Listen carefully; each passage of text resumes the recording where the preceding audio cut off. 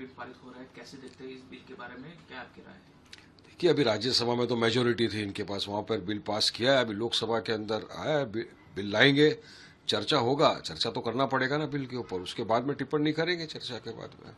आपकी आपत्ति है इस बिल के ऊपर? आपके क्या राय है?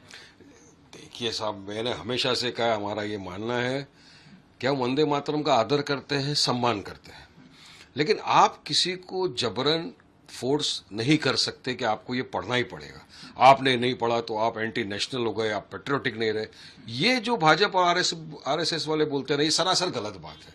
देखिए, वंदे मातरम के अंदर कुछ ऐसी पंक्तियां हैं जो एक मुसलमान नहीं बोल सकता। वो पंक्तियां, वो शिर्क गिना जाता है, गुनाह में आ जाता है कि मुसलमान का ईमान किस चीज के ऊपर है, हम सिर्फ अल्लाह की वंदना करते हैं। मगर इसमें ऐसी पंक्तियां है, वो बोलेगा तो मुसलमान में शिर्क में आ जाता है। आप फोर्स नहीं कर सकते है ना। अब इतना ही नहीं, आप मुझे बताइए, मार्च 2026 का सुप्रीम कोर्ट का मैं आपको जजमेंट बताता हूं वंदे मातरम पे, जिसमें एक प्ली फाइल करी गई थी मिनिस्ट्री ऑफ होम अफेयर्स द्वारा। उसमें सुप्रीम कोर्ट ने साफ कहा है कि कंपल्शन और पेनल्टी नहीं दे सकते अगर कोई नहीं पढ़ा तो। उसमें सुप्रीम कोर्ट ने उसमें कंसिस्टेंटली बताया है कि article 51A of the constitution which deals with fundamental duties only refers to the national anthem and the national flag, not the national song. Vande Mataram national song है. Therefore, participation in singing Vande Mataram remains a matter of individual conscience rather than a legally enforceable obligation.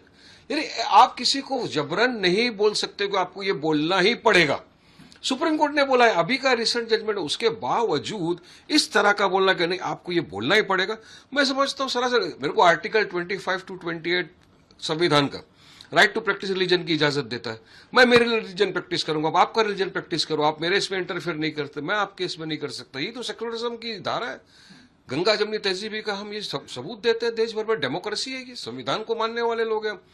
अब चलिए, अगर मैं नहीं पढ़ा, जबरन आप मुझे बोले नहीं बोलना ही पड़ेगा, आप मेरे सर पे गन रख दो, आप बोलोगे फांसी पे